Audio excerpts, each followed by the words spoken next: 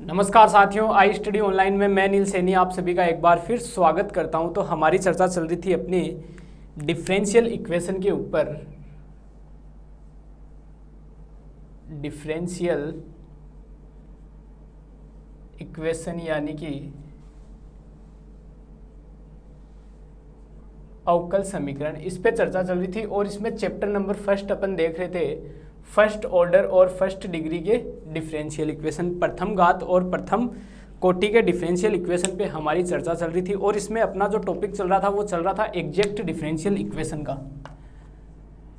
Exact differential equation यानी कि यथार्थ अवकल समीकरण, यथार्थ अवकल समीकरण, ये टॉपिक अपना रनिंग में था। इसमें अपन लास्ट क्लास तक इसके दो मेथड पढ़ चुके थे। एग्जैक्ट डिफरेंशियल इक्वेशन के ऊपर दो मेथड अपन पढ़ चुके थे, ठीक है। या ऐसे मान लो कि तीन मेथड हम पढ़ चुके थे। पहला तो पूरा का पूरा जैसे आपको सीधा सीधा दिख रहा है कि ये डिफरेंशियल एग्जैक्ट डिफरेंशियल इक्वेशन है। मीन्स अगर आपकी equation M D x plus N D Y बराबर 0 इस फॉर्म की है, तब अगर del M upon del Y बराबर del N upon del X है, इसका मतलब ये इक्वेशन कैसी है, आपकी एग्जैक्ट डिफरेंशियल इक्वेशन है। तब इसका जो सॉल्यूशन होता है वो होता है u x y plus v y बराबर सी। ये क्या होगा, इसका सॉल्यूशन होगा।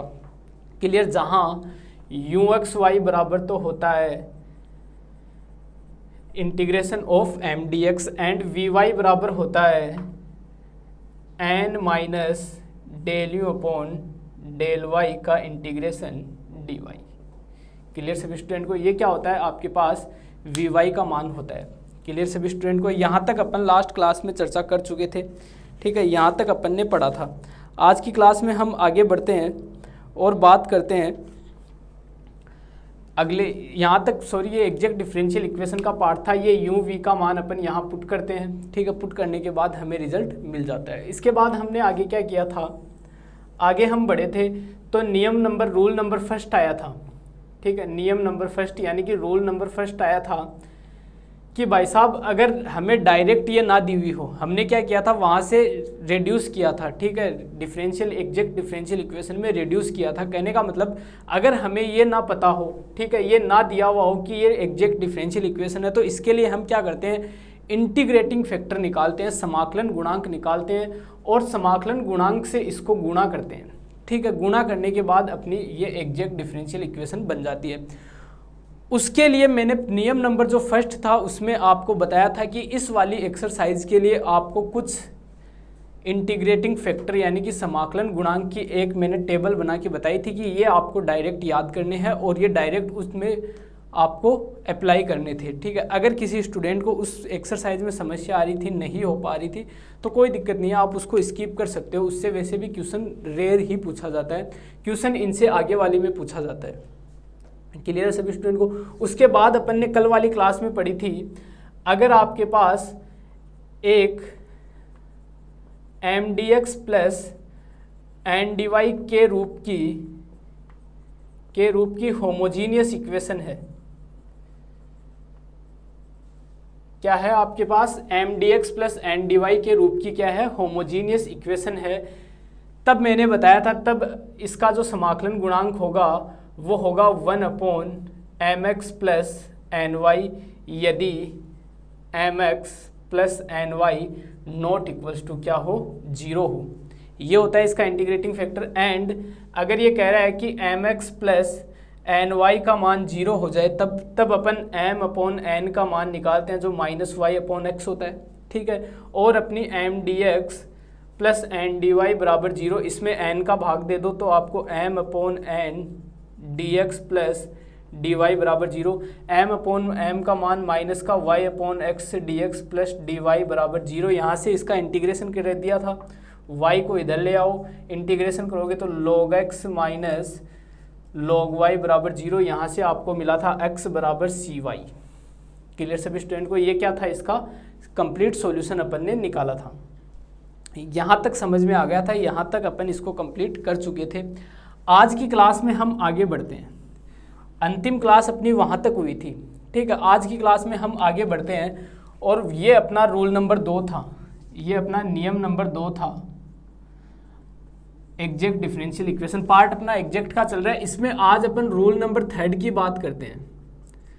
रूल नंबर 3 क्या कहता है? रूल नंबर 3 कहता है कि अगर आपके पास जो डिफरेंशियल इक्वेशन आपको दी हुई है वो होमोजीनियस भी नहीं है, ठीक है, वो कैसी है? होमोजीनियस भी नहीं है, ना ही उससे आपको ये पता चल रहा है कि इसका समाकलन गुणांक क्या होगा, तो उसके आगे का पार्ट आता है। तब आपको जो इक्वेशन का फॉर्मेट देखना है वो अगर f1xy y dx plus f2xy x dy बराबर 0, मतलब इस फॉर्मेट की इक्वेशन है।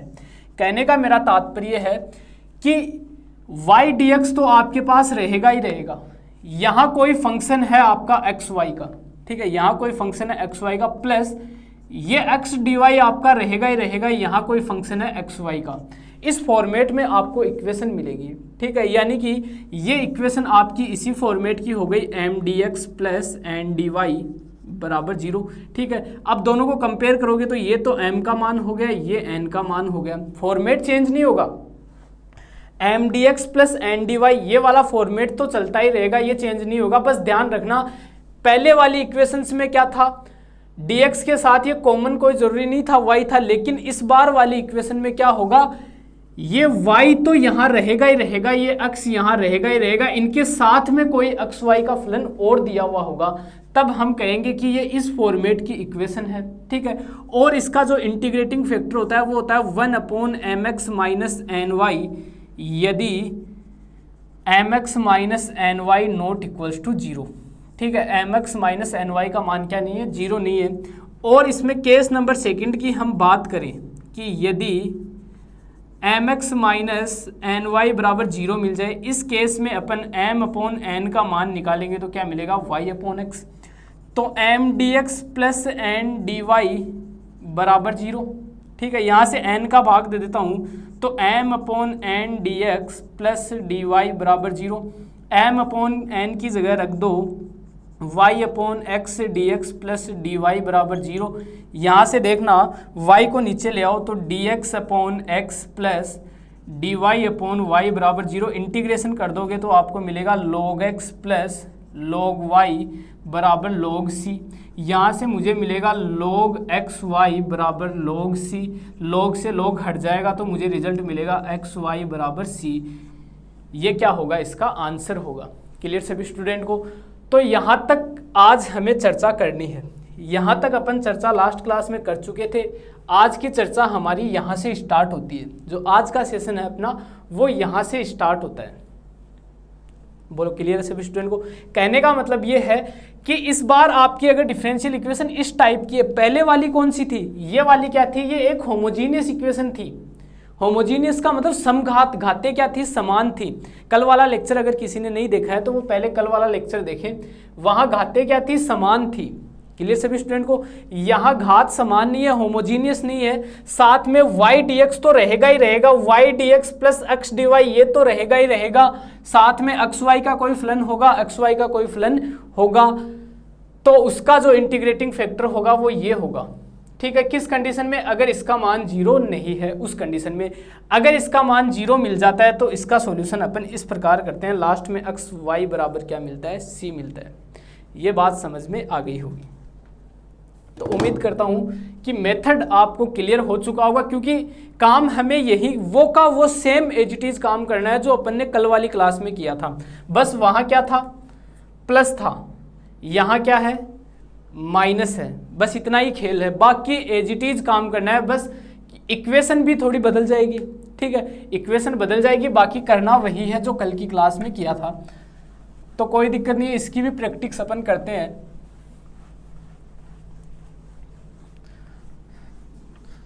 इसमें बस ध्यान रखना आपको इक्वेशन का, कौन सी इक्वेशन में कौन सा मेथड काम में आएगा, और इसमें कुछ भी नहीं है।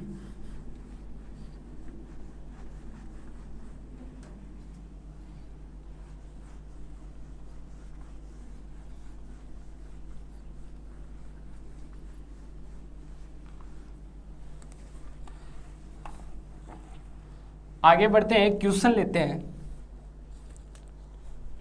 इसके ऊपर क्वेश्चन करते हैं। एक क्वेश्चन आपको दिया हुआ है x³ y³ plus x² y² x cube y cube plus x square Y square plus x y plus 1 और साथ में दिया हुआ है y d x plus x cube y cube minus x square Y square minus x y plus 1 minus x y plus 1 x d Y बराबर 0। ये equation हमें दी हुई है, इसका सॉल्यूशन हमें करना है। क्लियर सभी स्टूडेंट को?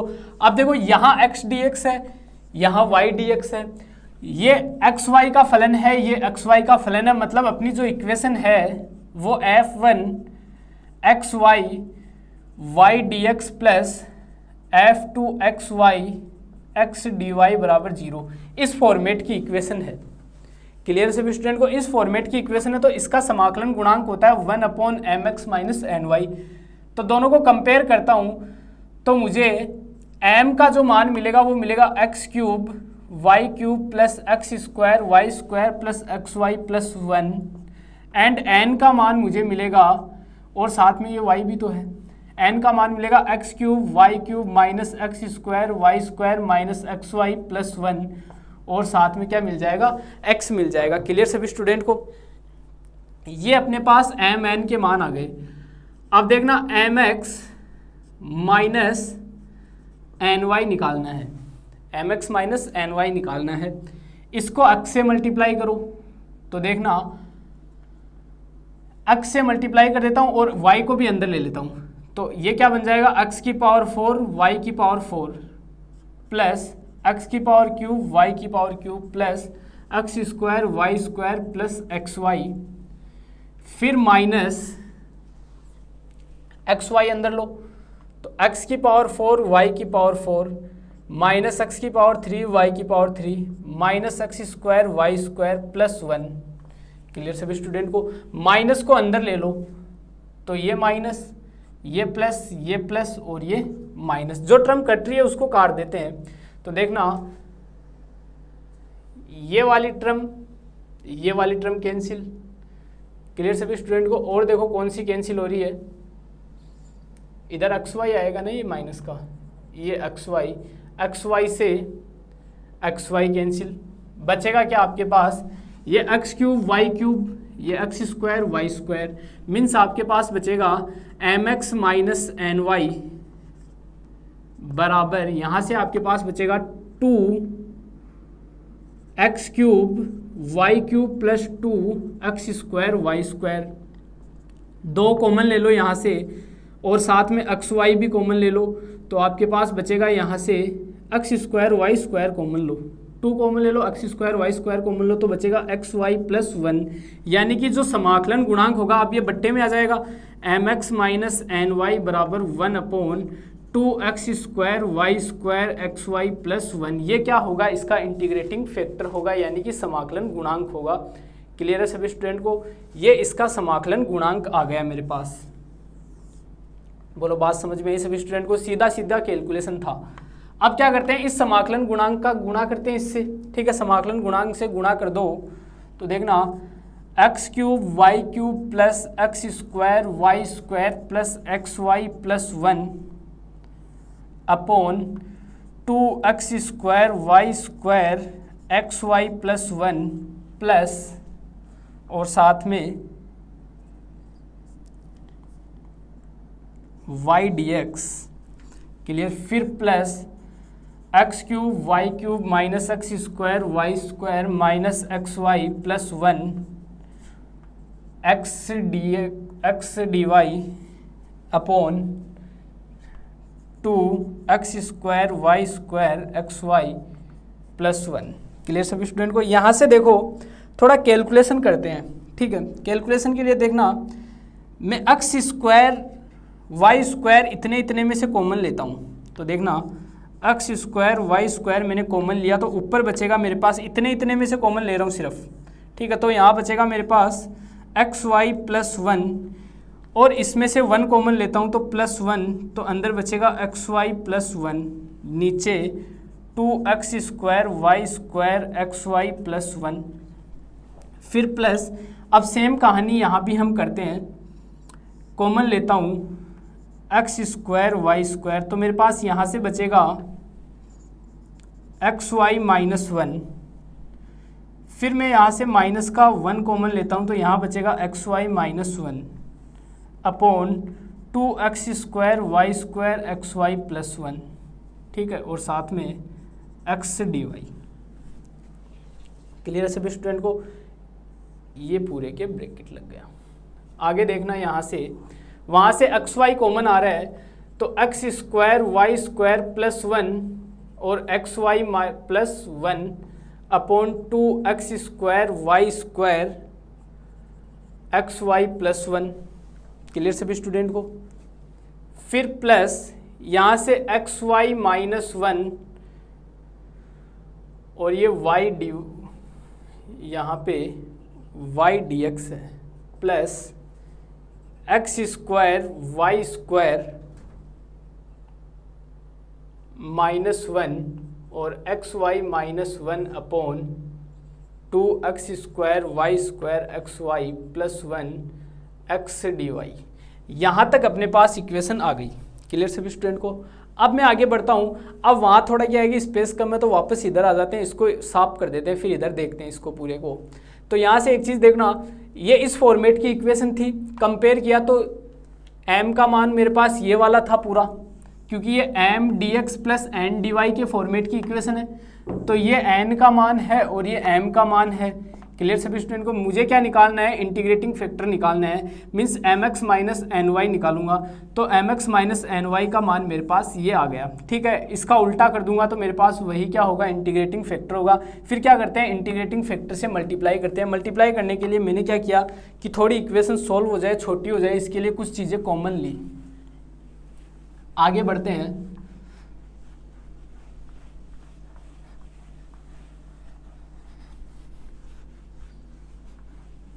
आगे देखना, इक्वेशन को इस तरफ लिख रहा हूँ। इक्वेशन आई थी x² y² plus 1 xy plus 1 upon 2x² y² xy plus 1 plus, और साथ में y dx plus x² y² minus 1 xy minus 1 x dy upon 2x² y² और xy प्लस 1। ये इक्वेशन हमारी आ चुकी। आगे देखना, अब इसको भी थोड़ा और सॉल्व करते हैं। ठीक है, एक चीज़ देखना, यहाँ से वापस लेते हैं इसको एक बार, क्योंकि ये प्लस चाहिए हमें यहाँ, तब ये वाली टर्म कैंसिल होगी। तो इसको थोड़ा सोल्व करते हैं, इसको वापस करते हैं यहाँ से। ठीक है, यहाँ वापस आओ एक बार, थोड़ा सा इसका सॉल्यूशन दोबारा करते हैं।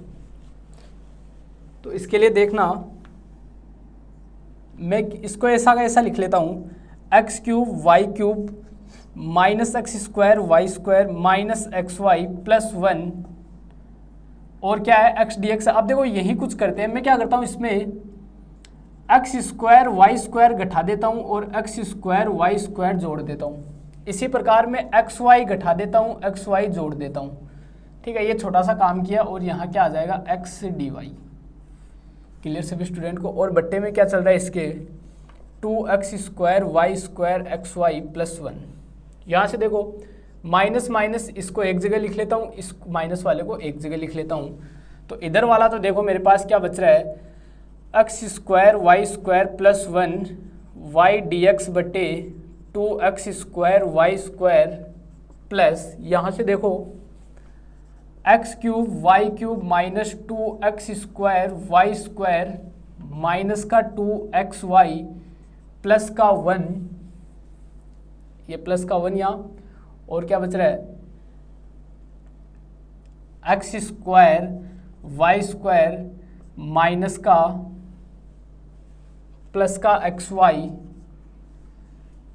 ठीक है, ये माइनस माइनस एक जगह लिख लिया, इन दोनों को एक जगह लिख लिया, x² plus y² plus xy, इतना ही बच रहा है।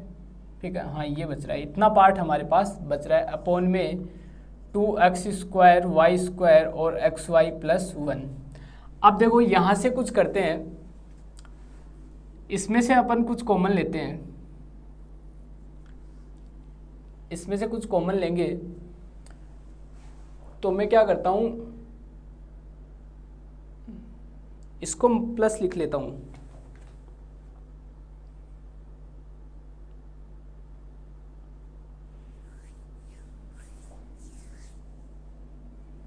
इतने इतने की बात करते हैं, सिर्फ इसकी, इसकी और इसकी, इतने की, इन तीन की बात करते हैं, ये वाला और ये वाला। इसमें से एक्स वाई कॉमन लेता हूँ, तो x square Y square plus 1 y d x upon 2x square Y square plus, इसमें से एक्स वाई कॉमन लेता हूँ तो मेरे पास बचेगा एक्स स्क्वायर वाई स्क्वायर, इसमें से एक्स वाई कॉमन लिया तो माइनस का 2xy, यहाँ से एक्स वाई कॉमन लिया तो प्लस का 1 बचेगा। क्लियर सभी स्टूडेंट को?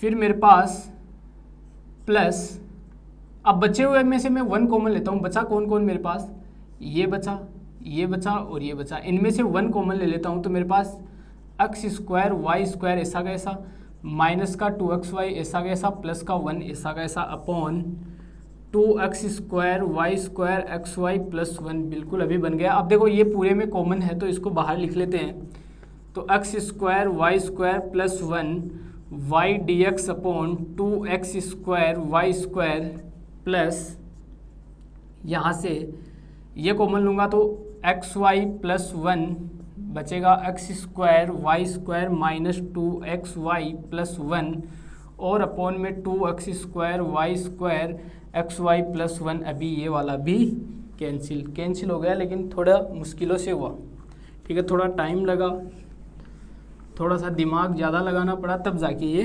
कैंसिल हुआ। अब देखना, यहाँ से अब अपना काम हो गया, भाग दे दो पूरी इक्वेशन में इसका और अलग अलग कर लो, ठीक है, अलग अलग कर लेते हैं। ये y को अंदर लो तो एक्स स्क्वायर वाई क्यूब, तो एक्स स्क्वायर 1/2 बचेगा और ऊपर 1y/2 बच जाएगा यहाँ, फिर प्लस यहाँ से y की एक पावर कैंसिल, तो यहाँ बचेगा 1/2x स्क्वायर y, ये वाली टर्म मेरे पास यहाँ बचेगी। क्लियर सभी स्टूडेंट को? y/2 plus 2x square y d x, फिर प्लस यहाँ से देखो एक्स स्क्वायर, ये x dy भी है तो x अंदर आएगा, एक्स क्यू ये वाला कैंसिल, तो यहाँ बचेगा x/2, फिर माइनस यहाँ से देखो xy और एक x और आ जाएगा, x स्क्वायर से कैंसिल हो जाएगा, तो यहाँ बचेगा मेरे पास, और 2 से 2 भी कैंसिल हो जाएगा, तो 1/, ठीक है, 2 से 2 कैंसिल, एक्स स्क्वायर से एक्स स्क्वायर कैंसिल, y की एक पावर कैंसिल, तो माइनस का 1/y, फिर प्लस यहाँ से देखो x से एक कैंसिल तो बचेगा 1/2xy स्क्वायर और dy बराबर यहाँ dx और dy बराबर 0। ये इक्वेशन मेरे पास आ गई, x/2 minus 1/y plus 1/2xy square dy। ये मेरी क्या होगी, एग्जैक्ट डिफरेंशियल इक्वेशन होगी। इसके लिए पता कर लो, m का मान ये रहा, n का मान ये रहा, del m upon del y निकालो, इसका y के रिस्पेक्ट में अवकलन करो तो 1/2, फिर प्लस 1/2x स्क्वायर तो कांस्टेंट है ऐसा का ऐसा, इसका क्या हो जाएगा माइनस का y स्क्वायर। क्लियर सभी स्टूडेंट को? तो 1/2 माइनस 1/2x वाई स्क्वायर। इसी प्रकार del n upon del x निकालो तो इसका तो हो जाएगा 1/2, इसका 0, ठीक है, और इसका देखो प्लस 1/2y स्क्वायर तो ऐसा का ऐसा, ठीक है, 1/2y स्क्वायर, यहाँ x स्क्वायर भी तो है, 1/2y स्क्वायर ऐसा का ऐसा, इसका क्या हो जाएगा माइनस का 1/x स्क्वायर। तो आपको दिख रहा है यहाँ से del m upon del y बराबर क्या है, del n upon del x है। अतः मैं क्या कह सकता हूँ, ये क्या है, मेरी एग्जैक्ट डिफरेंशियल इक्वेशन है। ये क्या आ गई, मेरी एग्जैक्ट डिफरेंशियल इक्वेशन आ गई। एग्जैक्ट डिफरेंशियल इक्वेशन आ गई तो अब हम क्या करेंगे, इसका सॉल्यूशन होता है u(x,y) प्लस vy बराबर c। ये क्या होता है, इस एग्जैक्ट डिफरेंशियल इक्वेशन का सॉल्यूशन होता है। क्लियर सभी स्टूडेंट को?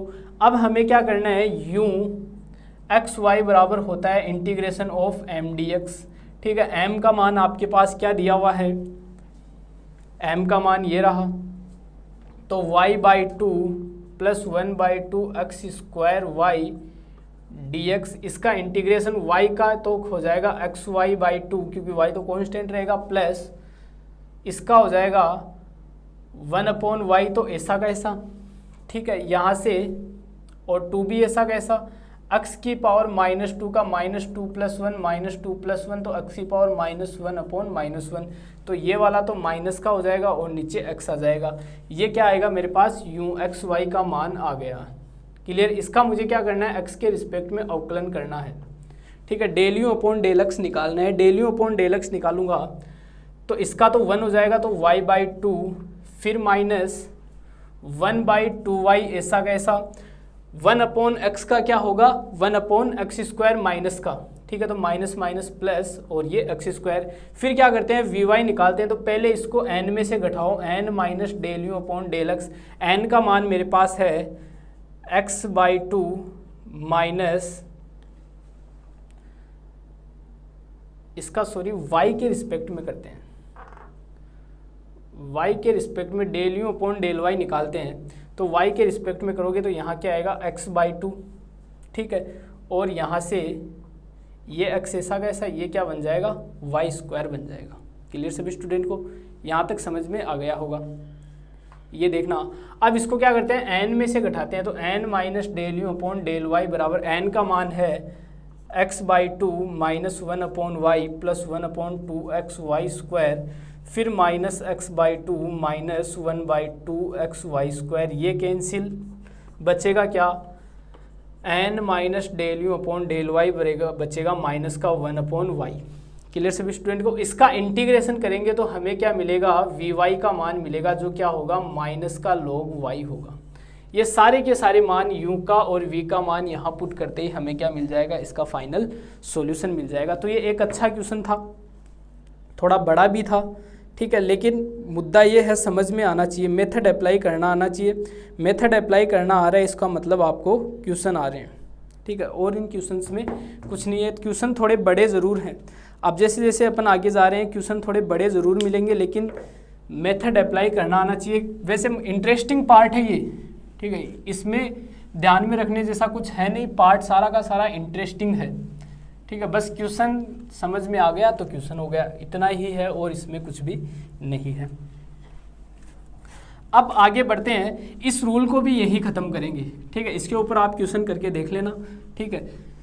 अब हम आगे नियम की तरफ बढ़ते हैं, नेक्स्ट वाले की तरफ।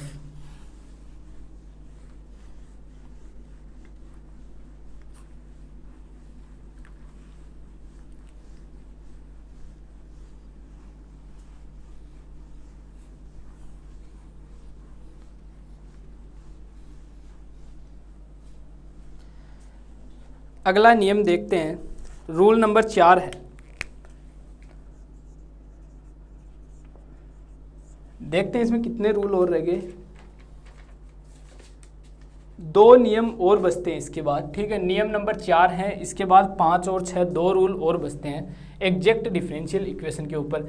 ध्यान रखना, इस बार आपकी equation 1/n del m/y minus del n/x के रूप की हो, और बराबर में या तो आपको कोई x का फंक्शन मिले, ठीक है, या तो कोई x का फंक्शन मिले या कोई कांस्टेंट मिले। ध्यान रखना, y का फंक्शन कभी नहीं मिलेगा, ठीक है, बराबर में y का फंक्शन कभी भी नहीं मिलेगा, और बराबर में f(x,y) का फंक्शन भी नहीं मिलेगा, या तो मिलेगा सिर्फ x का फंक्शन या मिलेगा बराबर में कोई कांस्टेंट।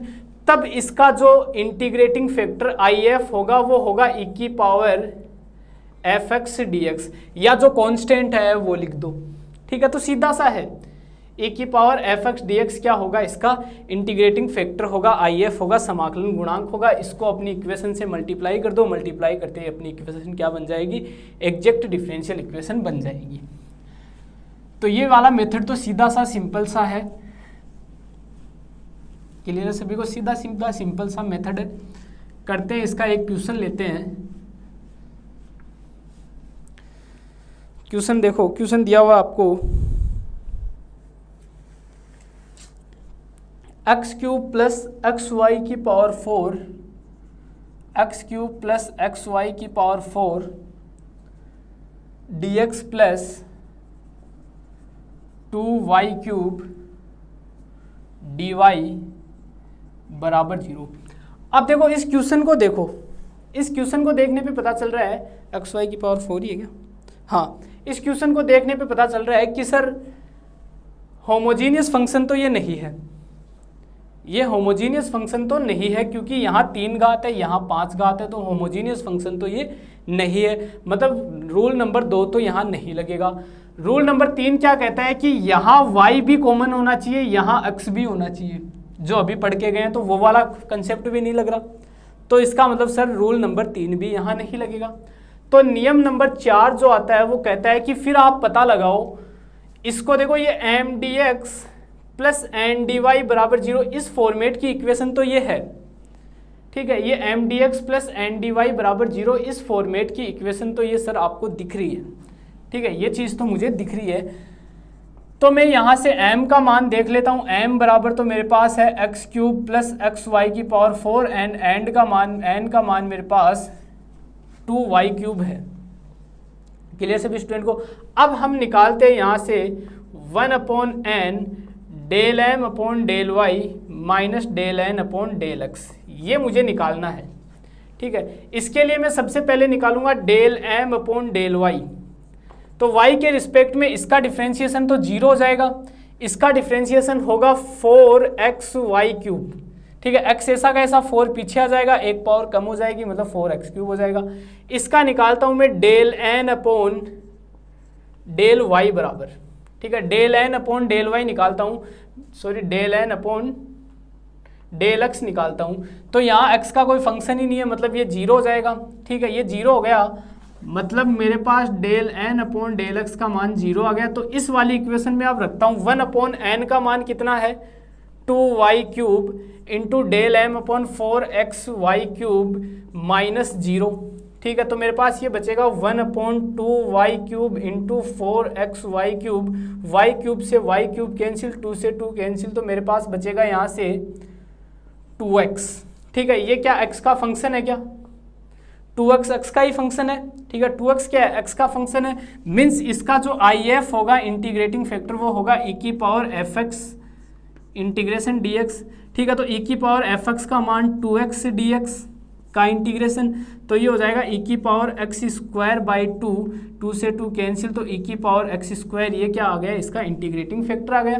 अब क्या करते हैं अब देखो, कई बार होशियारी लगा कि इसको 1/e की पावर x स्क्वायर मत कर देना, क्योंकि अब तक ऐसा उल्टा करते हैं, ठीक है। वो तो उल्टा था, वो तो फॉर्मेट ही ये था, ठीक है। ये तो सीधा e की पावर fx dx है, ऐसा थोड़ी ना है 1/e की पावर fx dx थोड़ी ना है, ऐसा नहीं है। तो ये सीधा का सीधा ऐसा का ऐसा मल्टीप्लाई हो जाएगा उसके साथ में, ठीक है। ये IF का जो मान आया वो इसके साथ मल्टीप्लाई हो जाएगा, मीन्स e की power x square x cube plus x y की पावर 4 dx प्लस e की power x square 2y cube dy बराबर 0। अब देखो ये m D x plus N D Y के रूप में नई इक्वेशन आ गई। तो m का मान e की power x square x cube plus x y की पावर 4 एंड n का मान है e की power x square 2y cube. अब यहाँ से देखना, मैं क्या करता हूँ, del m upon del y निकालता हूँ, इसका y के रिस्पेक्ट में करता हूँ इंटीग्रेशन, सॉरी डिफरेंशिएशन। तो देखो ये इसके अंदर ले लो, ठीक है। तो देखना e की power x square x cube plus e की power x square x y की पावर 4, इसका तो 0 हो जाता है, ठीक है। ये 4 पीछे आ जाएगा, ऊपर पावर 3 बच जाएगी। क्लियर सभी स्टूडेंट को? तो 4e की power x square x y cube. इसी प्रकार आप निकालो del n upon del x का मान, इसका x के रिस्पेक्ट में करो, तो 2y क्यूब तो ऐसा का ऐसा, ठीक है। e की पावर x स्क्वायर का क्या हो जाएगा, e की पावर x स्क्वायर हो जाएगा, फिर x स्क्वायर का क्या हो जाएगा, 2x हो जाएगा। तो ये 2 इंटू 2 कितना हो जाएगा, 4 और साथ में x, देखो ये दोनों बराबर है क्या, 4x x Y cube e की पावर x स्क्वायर e की पावर x स्क्वायर, यानी कि मैं कह सकता हूँ कि del m upon del y बराबर del n upon del x है। मेरे पास del m upon del y बराबर क्या है, del n upon del x है। मीन्स अतः यह क्या है, एग्जैक्ट डिफरेंशियल इक्वेशन है, अतः यह एग्जैक्ट डिफरेंशियल इक्वेशन है। एग्जैक्ट डिफरेंशियल इक्वेशन है, इसका मतलब मैं क्या कह सकता हूँ, इसका मान जो फाइनल आंसर होगा u(xy) प्लस vy बराबर क्या होगा, c होगा। u(xy) बराबर होता है अपने पास इंटीग्रेशन ऑफ m dx, तो बराबर m का मान क्या है, देखो ये रहा, ठीक है, m का मान है e⁻x² x³ प्लस xy⁴ साथ में क्या आ जाएगा dx। तो e⁻x² कॉन्स्टेंट है, बाहर आ जाएगा, इसका क्या हो जाएगा x³ m dx है ना, बाहर नहीं आएगा ये। अब होगा, इसको अंदर ले लो, e⁻x² into x³ plus x into e⁻x² y⁴ और फिर dx, फिर इंटीग्रेशन। अब देखो इसको u इंटू वी से आइलेट लगा कर करो, इसको भी u इंटू वी से आइलेट लगा कर करना है, ठीक है। आइलेट में देखो, आइलेट का मतलब क्या होता है, ये तो पहला फंक्शन मानना है, इसको सेकंड वाला मानना है, ठीक है। इसी प्रकार इसको फर्स्ट, इसको फर्स्ट एंड इसको सेकंड, ठीक है। इसका किस प्रकार से करते हैं, पहला ऐसा का ऐसा, दूसरे का इंटीग्रेशन करते हैं, ठीक है। पहला ऐसा का ऐसा, दूसरे का इंटीग्रेशन। इसी प्रकार आगे किस प्रकार से करेंगे, इसी में क्या करेंगे, फिर माइनस, ठीक है, दूसरे का क्या हो जाएगा इंटीग्रेशन, फिर माइनस, फिर पहला ऐसा का ऐसा, पहले का क्या होगा इंटीग्रेशन, ठीक है, और दूसरे का डिफरेंशिएशन और फिर पूरे का इंटीग्रेशन। क्लियर सभी स्टूडेंट को। इस प्रकार से आपको इसको आइलेट लगा के कंप्लीट करना है और इसका लास्ट में फाइनल आंसर निकालना है। फाइनल आंसर निकालने के बाद आपका क्वेश्चन कंप्लीट हो जाता है। उसके बाद जो मेथड अब तक अपन लगाते हैं वही मेथड लगाने हैं, तो ये नियम नंबर 3 और नियम नंबर 4 भी आपका कंप्लीट होता है। अगली क्लास में अपन नियम नंबर 5 और नियम नंबर 6 को देखेंगे, ठीक है। तो मिलते हैं अपनी नेक्स्ट क्लास में, तब तक के लिए आपका दिन शुभ रहे, धन्यवाद।